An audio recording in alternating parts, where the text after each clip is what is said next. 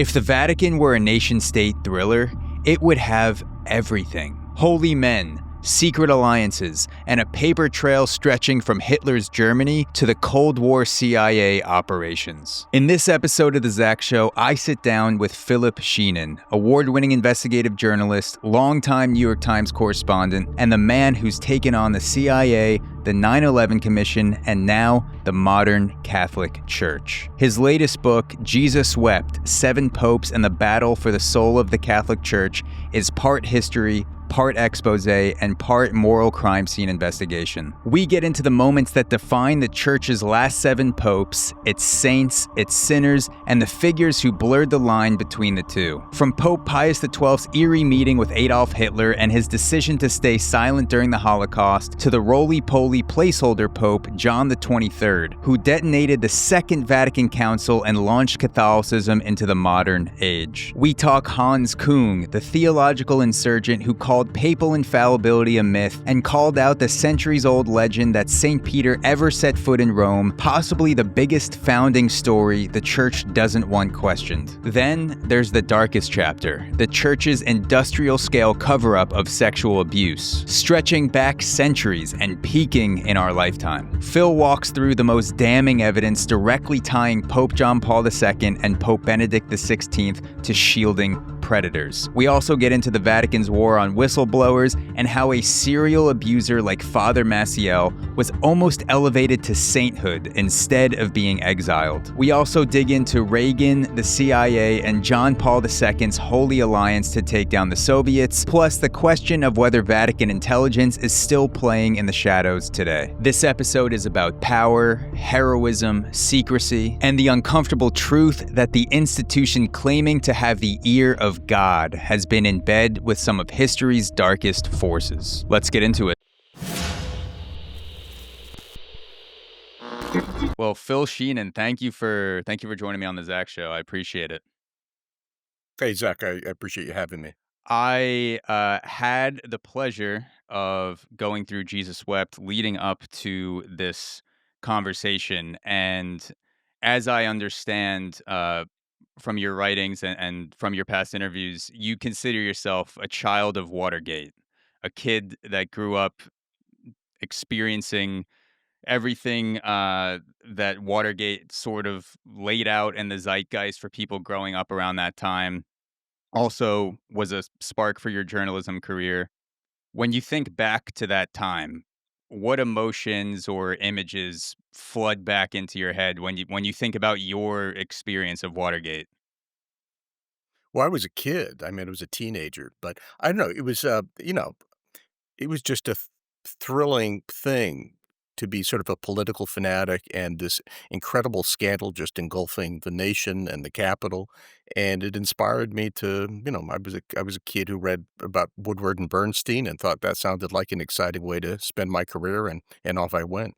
Yeah, it seems like everyone at some point during their whether it's your childhood when you're like a very young kid or when you become a teenager, there's some sort of moment that wakes you up to politics, like the workings of things, beyond just like the surface level. And for me, I think that was 9/11. I was 10 years old when it happened, but that was the first time I can remember like paying attention to news lines on CNN and Fox News and like actually interested in reading it. So it sounds like for you that was definitely Watergate. It's Watergate, but it is fascinating. I wrote a book about 9/11 as well, and it's amazing how 9/11 was the spark, was the moment that changed everybody's life and led a lot of people into the professions they're in today. Do you feel the energy of politics living around DC just in this current moment? Like, is it something that people are always talking about, always thinking about? Because I've never actually lived in DC for an extended period of time. Yeah, the city is convulsed by politics, and it's interesting to be in Washington, D.C. in the last 6 months because a large part of the federal workforce was laid off by the Trump administration. So a lot of my gym, a lot of the members of my gym have disappeared, and I think it's because they got fired. A lot of people in my neighborhood seem not to be here anymore because I assume they've left to find careers elsewhere. So yeah, everybody here is convulsed by politics to some Yeah. degree. Did you grow up around DC, or did you move there once you got more interested in politics as a career? I was born in San Francisco and raised in the Bay Area, went to school in the East, and then stayed here to pursue a Yeah. journalism career. So what drew you in to Jesus Wept initially? The story of the entire modern church, the last 7 popes. It's a gigantic undertaking. What was the thing that made you want to dive into that? Well, after my last book, a book about the Kennedy assassination, I was looking for something completely different. And this was like 2013, 2014. And I thought, well, let me try my hand at a biography of a compelling public figure. And at that moment, there was no more compelling a public figure than the newly elected Pope, Pope Francis, who really seemed like he was a guy who could remake the Catholic Church. And I thought, well, this would be a good education. I don't know much about the church, so let me try to figure it out and tell the story through the life story of Pope Francis. One thing about Francis, too, is it was pretty clear to me that a lot of his life story wasn't being told, that it was a much more controversial life story than people knew. Anyway, over time, I was led on to the story of a second pope, Pope Benedict, who seemed very much Francis's opposite, and that led me into a larger story about the modern battles of the Catholic Church. And it occurred to me that Francis was very much like a pope of a generation ago, Pope John XXIII, the guy who gave us Vatican II, who really was a revolutionary figure.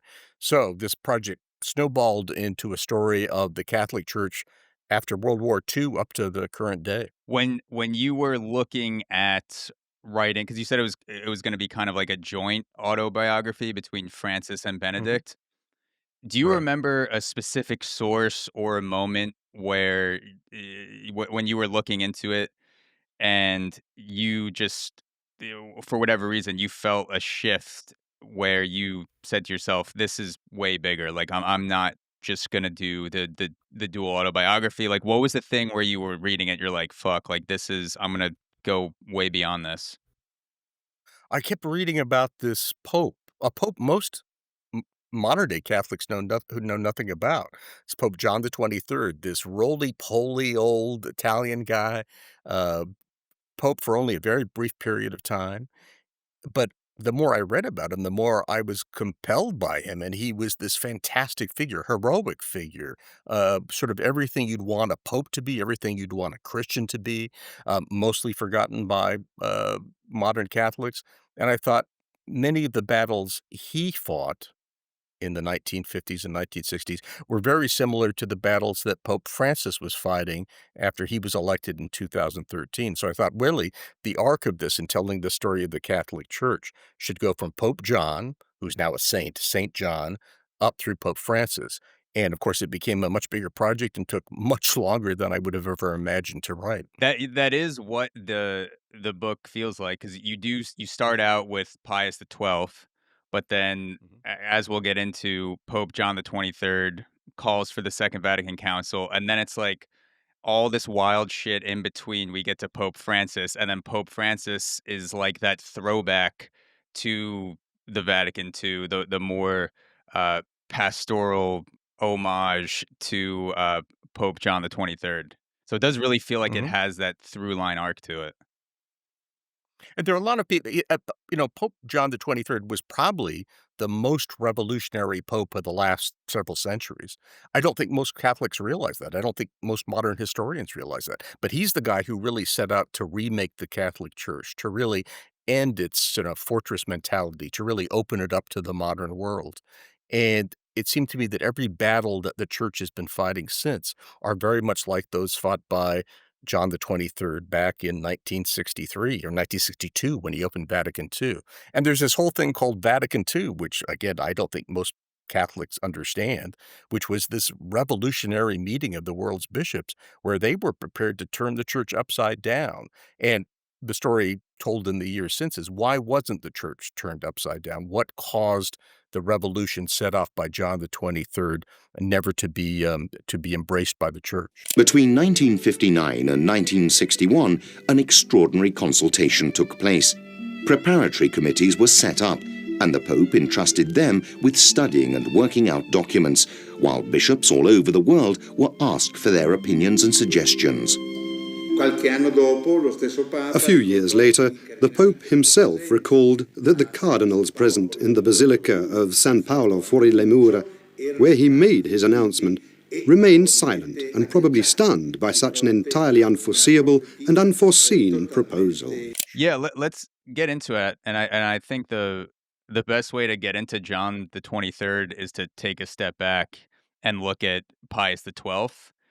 And Pius XII, I think it's fair to say, was a complicated guy. He, on record, saved thousands of Jews from the Holocaust, but he refused to publicly condemn the Holocaust. What do you make of the man Pius XII? Well, I think his legacy is forever. There's a real effort on the part of some very conservative Catholics to make Pius a saint. There's a campaign still underway to make him a saint, but his legacy will always be tarnished by the fact that throughout World War II, he had incontrovertible evidence of the Holocaust. He knew that millions of Jews were being slaughtered not that far away from Rome, and he remained silent on it throughout the war. And I think a lot of people felt he had an obvious obligation as a man of God to speak up to protest this horror, and he chose not to.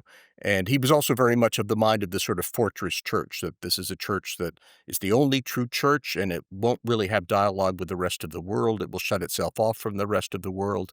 And with Pius's death in 1958, you have the arrival on the scene of the roly-poly old Italian who's really going to remake the institution. So I've heard some of these arguments for Pius XII, not just if people want to make him a saint, that's one thing, but just arguments in terms of the reason why he may not have spoken out about the Holocaust. And a lot of people that are his defenders will say that if Pius XII spoke out about the Holocaust, that would have led to mass retaliation against the clergy, against lay Catholics by the Nazis.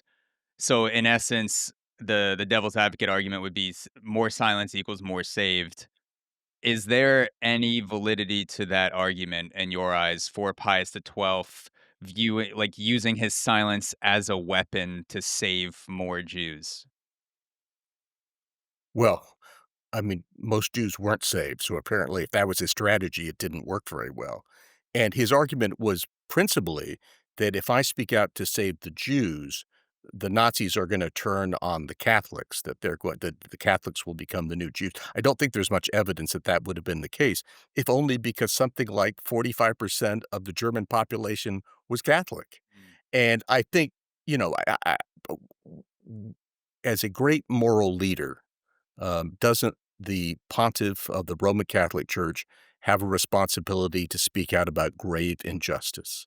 And I would argue just you don't have to give it much thought to realize, yes, he does have an obligation to speak out against injustice. And I think a lot of historians who've gone through the record recently, have gone through the Vatican archives, say that, he proved to be a moral pygmy. He had an obligation to speak out and chose not to. And we also now know from the archives that a lot of his principal deputies were pleading with him to speak out, to do something, that he could have saved lives had he spoken out. Yeah, and as someone who grew up Catholic and going to church, I now I guess I would consider myself agnostic. I don't go to church. I don't practice. I don't pray, but I acknowledge the possibility of the existence of God. The things that the things that the Pope says now that make it to my ears have an influence on me, and they have an influence on billions of lay Catholics, non-Catholics around the world because for most people the Pope is a symbol. The Pope is, if the Pope's saying something, people are going to at least pay attention whether they agree with the Pope or not. So, I mean, it does seem like even if Pius XII believed that him speaking out against the Holocaust would somehow get even more Jews killed, there would probably be a lot of people on the fence deciding whether or not they wanted to take action or whether or not, they were going to take a stance in their own lives that would feel emboldened by the Pope, saying from the balcony, talking, shit essentially to Hitler and saying this is an evil thing. You have to stop this. Mhm. Yeah, and, as I say, something like half of the German population were Mm. Catholics, most of them devout. If the moral leader of their church stepped forward to say that your country's involved in this grave injustice, this slaughter of innocents, you'd have to think that would have been a real challenge to Hitler's hold on power. And there's also an element of hypocrisy here, which is that after World War II, Pius becomes this fierce Cold Warrior. He's denouncing the Soviets and the Eastern Bloc communist countries nonstop. So he's willing to protest that injustice. But during World War II, he wasn't able to protest, what would numerically be a far graver injustice by the Nazis. How do you think the Holocaust may have looked different if the Pope took a super adamant stance against it at the beginning? I know it's tough to, talk about a situation that doesn't exist, but what do you think things could have looked like had Pius XII come out more sooner and stronger against the Holocaust? Well, see, the evidence we've got now shows that he had incontrovertible evidence from very early days of World War II that of the final solution, this plan to commit genocide against the Jews. Imagine a world in which the Pope in 1940 had spoken up and said, the Vatican is aware of credible evidence that the Nazis are engaged in genocide, and gotten much of the rest of the Western world on board with that view. Um, it might have been harder for the Nazis to carry out the Holocaust as they did for the following 4 Yeah. years. There's an excerpt from your book that I'd like to read. It's about Hitler's meeting with Pius XII, who was Archbishop Pacelli at the time. And you write on that meeting, you say, to a journalist, Sister Pascalina, who is Pope Pius XII's housekeeper and confidant, Sister Pascalina recalled an astonishing scene in which Hitler paid a visit to the then Archbishop Pacelli, who would become Pius XII, in the nuncio's residence in Munich. During the meeting, Pacelli handed Hitler an envelope filled with cash to support political efforts to combat Marxism. Go quell the devil's work, Pacelli told the rising demagogue, according to Pascalina's account. Help spread love of Almighty God. Hitler, who was born a Catholic but would turn on the church, replied, yes, for the love of Almighty God. Di like, I know this happened, but, like, it's such a like, it feels like a meeting like this would tear the fabric of the universe, a meeting between one of the most homicidal dictators of all time and a future pope. How when you were reading about this, did this, like, blow your mind as much as, it feels like it's blowing mine? I think that anecdote was really remarkable, and, by the way, Sister Pascalina is just this fantastic character. She may have been the most influential woman in the history of the Catholic Church. She was sort of the right-hand woman to Pius XII. That wasn't known to the public, but she was this Bavarian nun who was very strong-willed and repeatedly went to Pius and said, "You have an obligation to speak out about this. You must protest the Holocaust." And this is coming from a German nun on his staff telling him he must protest. He still doesn't. But clearly before World War II, Cardinal Pacelli, who becomes Pius XII, thought that, the greater danger between fascism and communism was communism, that it was much more important to end communism than to end Nazism. And of course, at that time, when this encounter occurs, nobody could have guessed that Hitler would turn out to be the absolute monster that he turned out to be. Mm.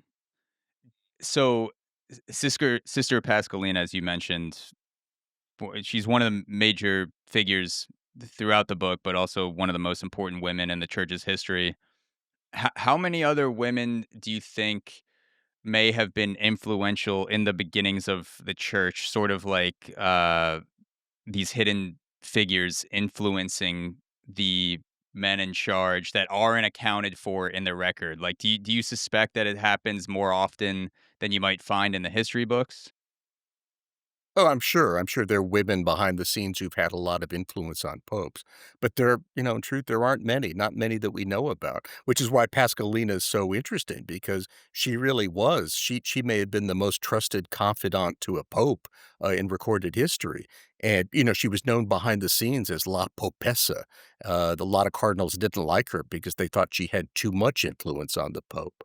Um, it's interesting now that I've become certainly read more of the Bible than I had in the past. Obviously, women were key confidants to Jesus. There were a lot of women in the early history of the church, and Mary Magdalene and the Virgin Mary were all but apostles, other than they didn't have the title.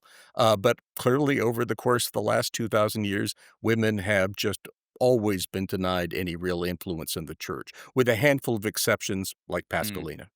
I want to get into Pope John the 23rd. And you alluded to this in the beginning of the conversation, and you've said that all the battles of the church being waged today go back to the true revolutionary Pope John the 23rd, a man largely lost to history. What made Pope John the 23rd a true revolutionary in the church?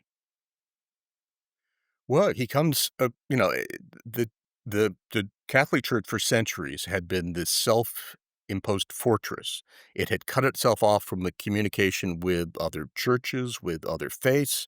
It had largely cut itself off from communication with other countries, and it has certainly closed itself off from a lot of modern thinking, especially on issues like sexuality and women's rights, and it was burdened by all these old-fashioned traditions like the exclusive use of Latin in worship services, even though Latin was not a language that most 20th century Catholics spoke.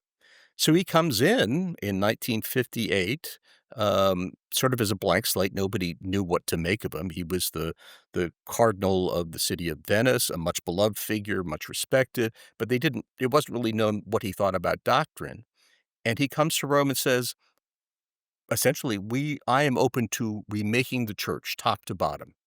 And I'm going to call all the world's bishops to Rome, and I'm going to give them the power to change the church however they wish. And this also sort of kills off the idea of an infallible, all-powerful pope. He said, "I'm not going to make the decisions. The world's bishops are going to make the decisions." And this is the gathering known as the Second Vatican Council or Vatican II. And the world's bishops came to Rome in 1962 and really set off, they hoped, to remake the church, to make it much more open and tolerant and democratic. A lot of bishops came to Rome thinking they were going to establish a cardinal's parliament, a Congress that would have just as much power as a pope. And of course, all these plans came to naught because of the actions of the popes who followed after John the 23rd. Unfortunately, he dies very quickly after the opening of the council. Just 8 months after the council opened in 1962, John dies of stomach cancer. W What do you think is the reason why the size of John the 23rd's memory in the public today is not representative of the size of his impact? Because we've had other leaders in the past who, sort of burn brightly and people remember them. They're here for a second, gone, but they do a lot of, monumental things. Why do you think the memory of John the 23rd is lost on not just most Catholics, but just people in general? Because there's been an aggressive campaign to forget his memory, to forget his legacy, to pretend that he never existed. I'm sure in your parents' time, he was a beloved figure. He was as well known as any pope today. He was a modern day celebrity. He was Times Man of the Year. He was, widely known around the world as the Good Pope. He was, one of the most celebrated, sort of uniformly celebrated public figures in the world. But after he died, there was a lot of worry there was an effort by a lot of conservative bishops to try to erase his memory, to try to pretend he never existed. Because if his memory lived on, if his legacy lived on, the reforms that he wanted to inspire lived on. And it was funny, for the research on this book, I used to carry around a little crumpled photograph of John the 23rd, again, who in early 1960s was about as well known as any celebrity Mm. on earth, and showed this picture to Catholics young and old. Almost nobody could identify him. A few people thought he was John Paul II, the Polish pope, but no, there has been an aggressive effort to forget him, I think. And he's the hero of the book. I hope one thing the book accomplishes is that people will be reminded there was once this great, loving pope who should be celebrated, and he is a saint. So there has been an effort to try to get him celebrated in recent years. Yeah, it's also a good reminder of not just how powerful the church is in general, but the power of their PR campaigns, who they choose to put their funding behind and the eyeballs behind, and who they choose to, like, let's get rid of this guy, like, let's make people forget about him. Because for me, growing up, born in the early '90s, John Paul II was like the sexy pope. Like, it was like he was like Absolutely, everywhere. He was like, you would absolutely. have thought John Paul II, was doing concerts with Jay-Z in Madison Square Garden. Like, you saw his billboard, you saw him on Time Magazine. Like, he it was now looking back, it's making me think of, like, all the images of him just sort of like standing regally, but also you could tell there are people in the church with a PR mindset going like, we gotta like make him in the pop culture. We gotta like inject John Paul II into the millennial mainstream music, TV, films, like images like that. So it does have a huge impact who they decide to put that machine behind. And John Paul II courted that. I mean, I think he wanted that for himself. He wanted to be seen as the great. He was known at the time as the superstar pope, and he was a superstar. Um, but I will say, just going back to John the 23rd, I was fascinated to discover how many Americans in 1962 would have two photographs on their wall. They would have a picture of John Kennedy, and they would have a picture of John the 23rd. Wow. Um, and I say, but I think in terms of great celebrity, John Paul II, is the one that I think to this day most Catholics will see as the great, coalescing figure of the church. And John the 23rd, when he called the Second Vatican Council, Vatican II, this was about 65 years ago now. Um, can you talk about that battle between the Vatican State, which was this architecture of power, versus Vatican II, which is, the movement of mercy largely? Well, so there is in Rome, there's the Pope, and then there are hundreds of cardinals and bishops who are sort of the bureaucracy of the Vatican. They're known as the Curia, and they have, throughout the history of the church, exerted tremendous power. At the time John the 23rd came in, much of the leadership of the Curia, much of the bureaucracy was very close-minded, very traditional, very conservative, and they did not welcome the revolution that John the 23rd tried to bring. They did not welcome Vatican II. They worried it was going to create a revolution, and the after John the 23rd's death, again, very shortly after Vatican II opens, they first try to erase John's memory, and then they really try to shut down Vatican II before it makes the change that so many of the world's bishops wanted. Mm. Yeah, and I want to get into some of those bigger changes because as someone who doesn't have a deep knowledge of Vatican II, and now knows a lot more because of your book. But if you asked me what Vatican II was a year ago, I would say it's that thing that made the priests turn around and started talking in English, at least, Yeah. in New York where I went to church. Those are obviously huge changes. I don't think my family would have even gone to mass if it was still in Latin and the priest was facing the altar. What are some of the other changes that may not get as much credit in the public eye, but like were huge monumental shifts in the foundations of the church? Well, you just cited the change that was in many ways perhaps the most revolutionary of all for most Catholics, which is suddenly they could understand the Mass. They could understand the words of the Mass. It is amazing that at the time of your parents and your grandparents, Catholics would go to Mass and they wouldn't understand the ceremony that they were being offered. And the priest would face away from them towards the wall, sort of this putting distance between the priest and the parishioners in the pew for unnecessary reasons. Well, as a result of Vatican II, Latin disappears. Suddenly, Catholics can go worship in language they understand. Certainly, they can see the priest as he's carrying out the services. So, that, on a very basic level, that was an incredible change in the church. But beyond that, Vatican II inspired all sorts of change, important change, and sort of an embrace of the modern world. It ended the church's isolation from other faiths. For centuries, the Vatican had really treated other faiths, certainly other Christian churches, as sort of non-entities. They would have no communication with them. As a result of Vatican II, that sort of dialogue began, for the first time in centuries.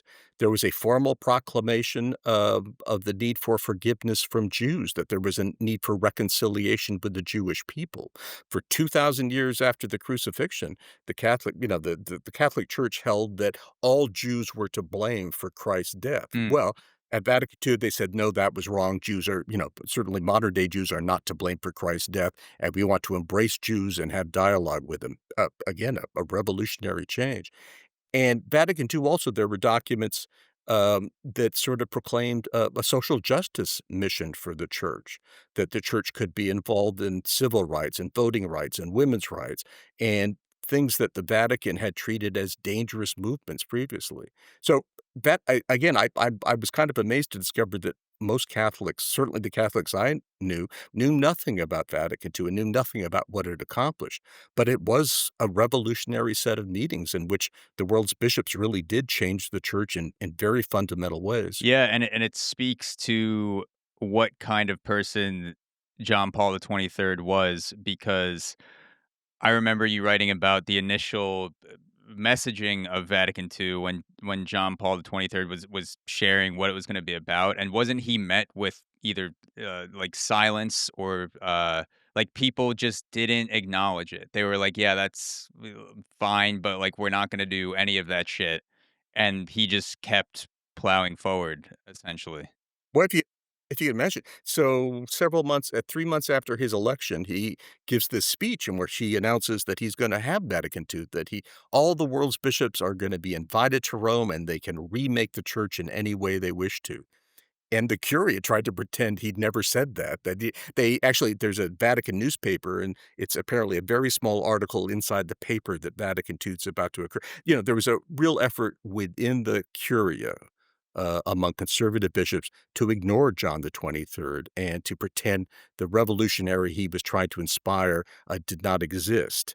And, after he died, they moved more aggressively to shut down that legacy, to shut down his legacy, and to try to shut down Vatican II. Yeah, I'm trying to think what the modern day equivalent might be of John the 23rd announcing this huge sweeping change in the Catholic Church and everyone in power just ignoring him. Like if the president announced like, "Hey, I'm going to amend the constitution, or I'm going to, I'm going to add three more things in there, and they're going to be about, social justice or whatever," and then all of the Senate and the House just like, "Yeah, whatever," and then the president's like, "No, really, I'm going to do this, whether whether you're there or not. I'm going to invite a bunch of people. So if you're not there, then it's going to happen anyway."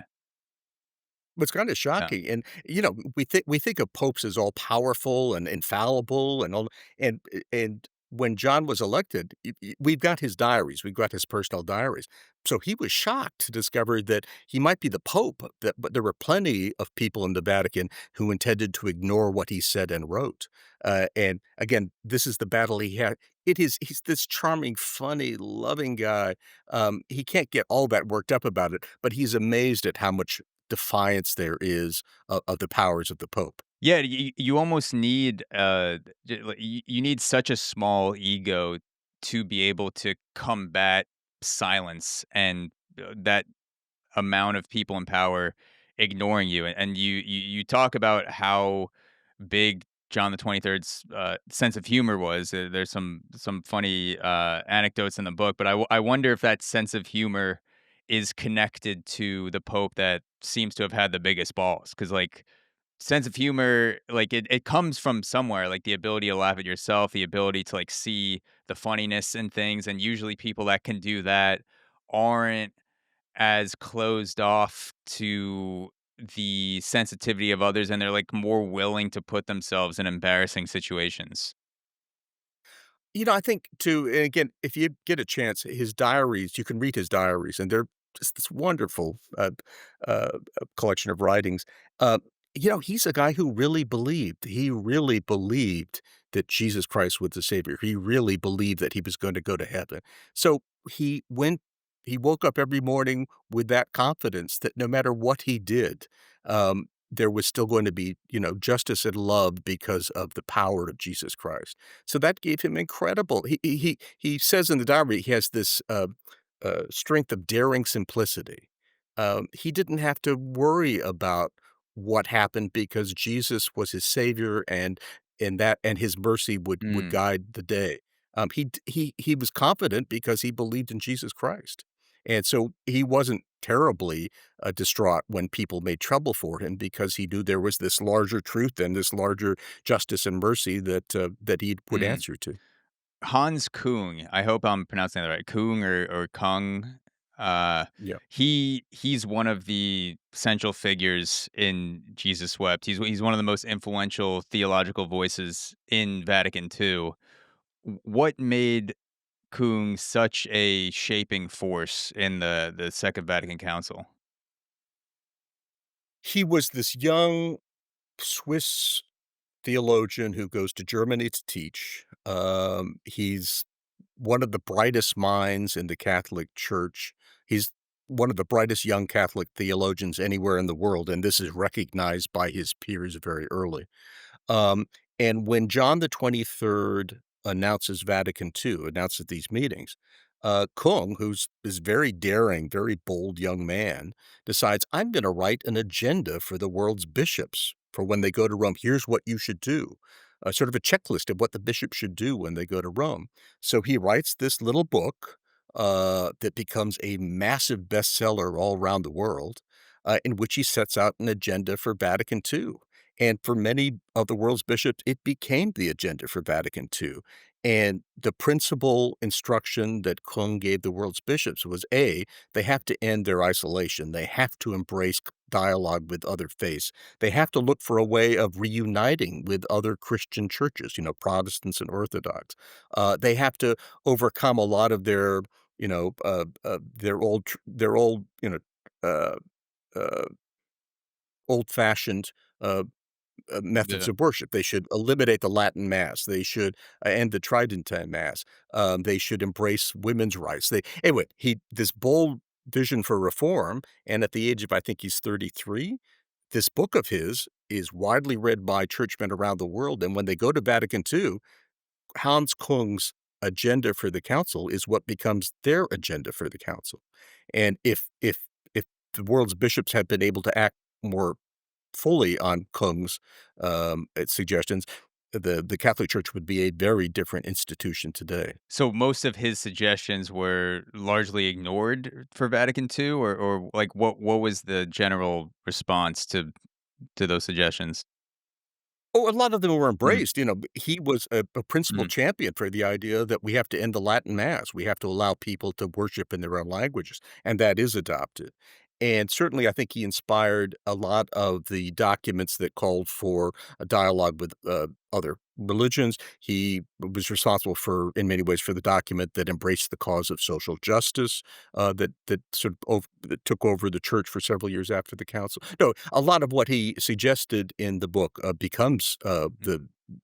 the accomplishments of Vatican II. And is the book is Infallible, the bestseller that you mentioned, that or is that a different one that I'm thinking about? That's all. He wrote 60, Okay. 61 books, I think. I don't one in Infallible is 60 shot. Yeah, but Infallible becomes an important book later Okay, on. But no, the book he wrote was called, I think, The Council, Reform, and Rebel. gotcha. And I'm gonna get, but again, it was a massive bestseller all around the world among Catholics and non-Catholics alike. He was sort of the brightest young star of Catholic thinking in the early 1960s. Because Infallible rocked the church hierarchy as well, because he had his suggestions for Vatican II, but then Infallible was, the thesis was that the Pope is not infallible. Infallibility is a myth, Right. essentially. There's no biblical basis for papal infallibility. It's a man-made invention. What were some of the major arguments that he made to get the church so fired up and to get, a lot of people to be like, "Oh yeah, I think he's right. Like papal infallibility is kind of bullshit." Well, he writes a whole series of books, and they all infuriate the Vatican. But the one that really put him at odds with the Vatican was this one you mentioned called Infallible. And what it was really a history of the doctrine of papal infallibility. When I was a little kid, I wasn't raised Catholic, but I certainly had the sense that Catholics thought that the Pope was infallible, that every word he uttered, every action he took was error-free. Um, Küng wrote a book, and I'm gonna blank on the date, but late 1960s, early 1970s, in which he says it's a history of the doctrine of papal infallibility, and it says it was always a fiction. And in fact, this is something I didn't understand until I got into the research, is that the doctrine of papal infallibility, the idea that popes were infallible, only dates back to the late 19th century, to 1870, which was when the First Vatican Council, the predecessor to the Second Vatican Council, when the bishops of the world announced that a pope is infallible under very limited circumstances, but that he is indeed infallible. Again, this is 1,800 years after the crucifixions that the church is going to recognize a pope as infallible. Kung's book was a history of this, and it shows that throughout much of the church's history, the idea that a pope was infallible was treated as nonsense. It was treated as heresy, and it was only because of the bullying of Pope Pius IX in the 1800s, who wanted this power, who wanted to be declared infallible, that a pope was found to be infallible. But again, for most of the church's history, the idea that a pope was infallible was not treated as fact. It is ironic that a pope who is seen for most of church history as infallible then goes, "Actually, I'm not," and doesn't see the irony in saying, "Oh, wait, maybe this is a mistake. I'm doing the thing right now." And then the sort of the way people think about the Pope just changes from Pius the Ninth. You said from that point on, people are just like, "Yeah, the popes can't make a mistake." Well, Pius the Ninth and up through Pius the 12th being the Pope of World War II, these guys treated them they wanted the world to believe they were infallible. And one of the other great things about John the 23rd, our roly-poly friend from 1958, is he thought it was nonsense that he would be treated as infallible. He used to make jokes about it. He thought it was a joke that God had made him Pope.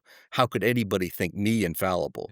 So one more way he's a revolutionary. See, he sort of put the lie to the idea that a pope should consider himself Yeah, infallible. that seems like a quality that you would want in a leader is someone who acknowledges the ridiculousness of their position. That everyone was born, everyone has a childhood, is a teenager, makes mistakes, does some wild Right. shit, and like that person grew up to be a pope. And if you can't look around the Vatican and be like, "Oh my god, like this is the craziest thing I've ever like I can't believe they're allowing me to occupy this position."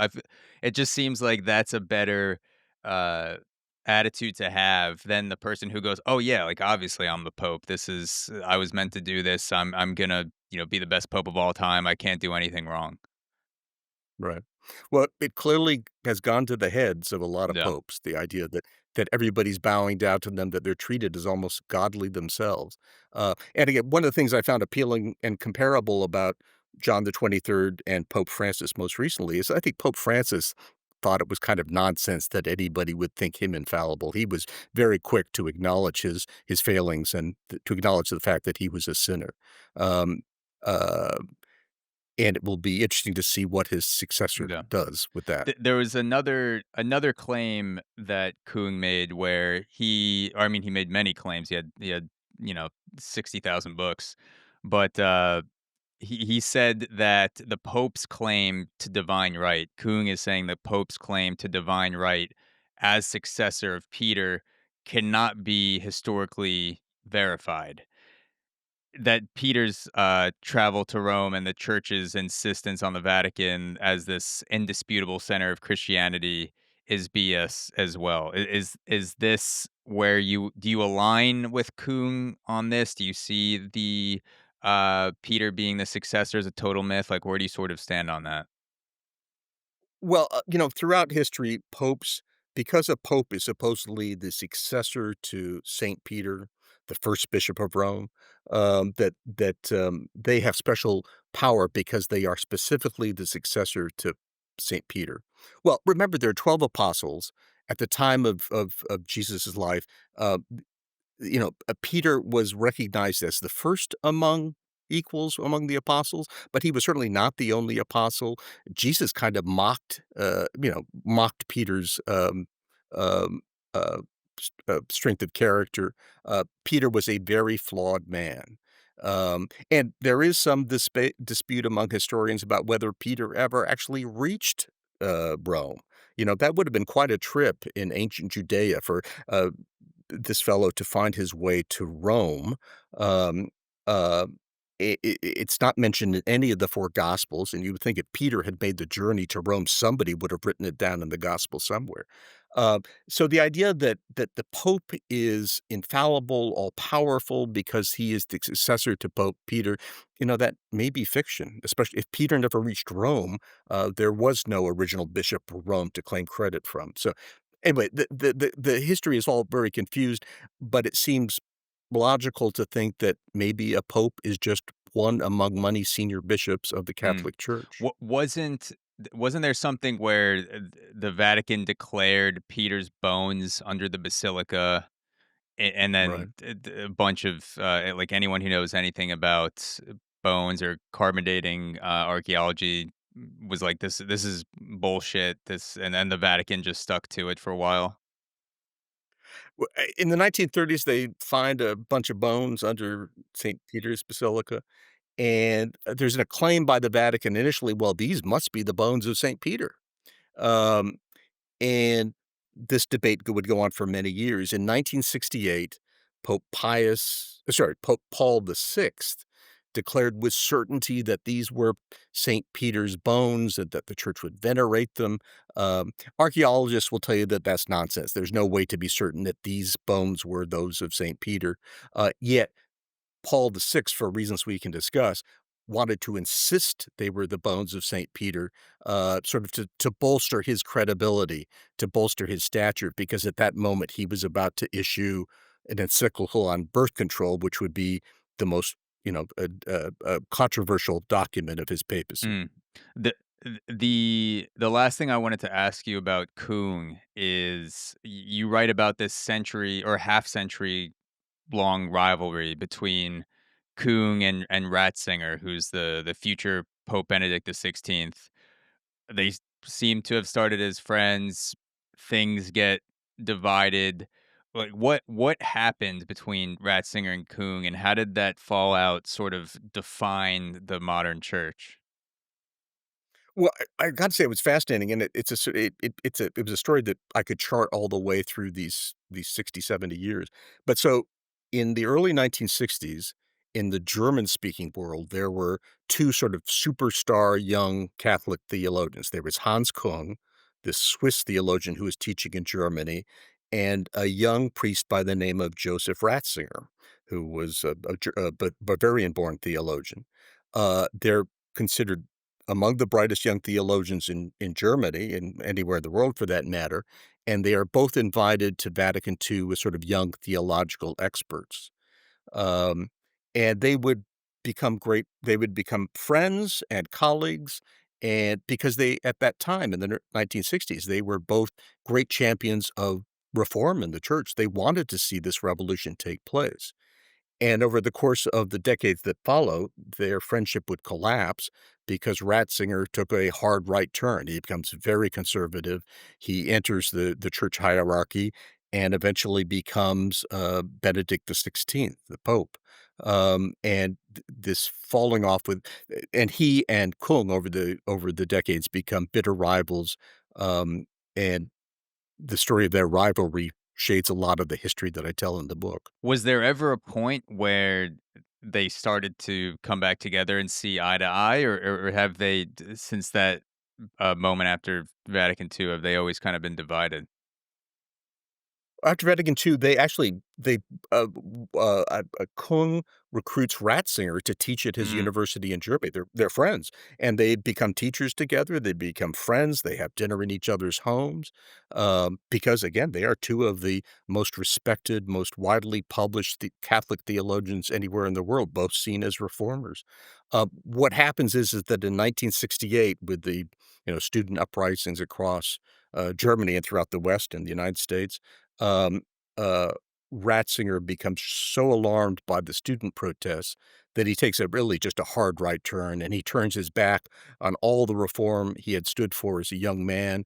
He breaks off his friendship with Küng. He actually leaves the university where they're both teaching and sets off on this very conservative course that would lead eventually to the papacy.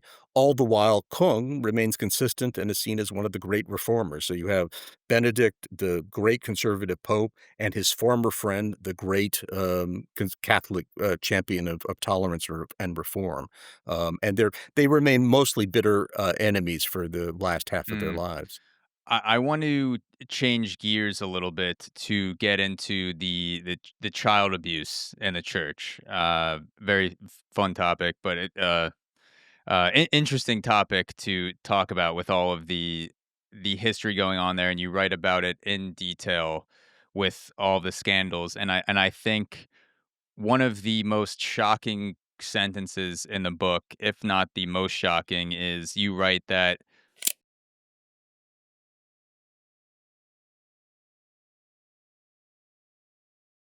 okay, we are back from a little technical difficulty, little hiccup. Maybe the church is listening to this somehow, trying to interfere in the conversation. But we were we were talking about child abuse in the church. We switched gears a bit, and before the technical difficulty, I had mentioned that one of the most jarring sentences in the book, which comes in the intro, is there's clear proof that Pope John Paul II and Pope Benedict joined in a wide-ranging conspiracy to shield child molesters from justice.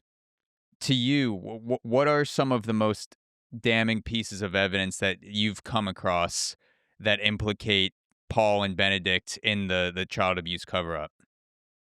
Well, I didn't want this book to be overwhelmed by the child abuse scandals, but it obviously became something I had to research intensively.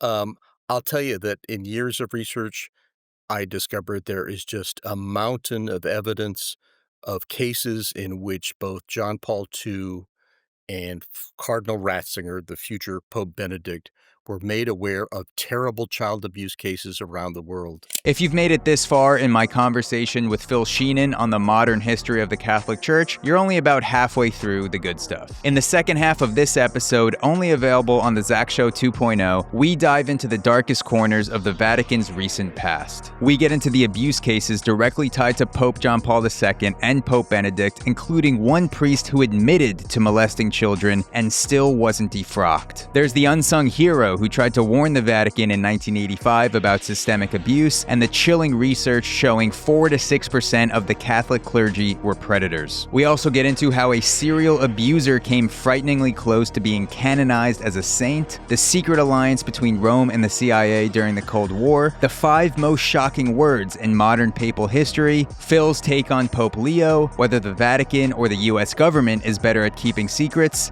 and more. To hear it, head over to the ZachShow.supercast.com today. That's where you'll get the full second half of this episode, plus exclusive AMAs, monthly essays, the Zarchives, which are 31 locked bonus episodes from the super secret early days of the Zach Show, full video and audio of every future show, the ability to suggest guest questions, and more. Head to the ZachShow.supercast.com today. I'll see you there.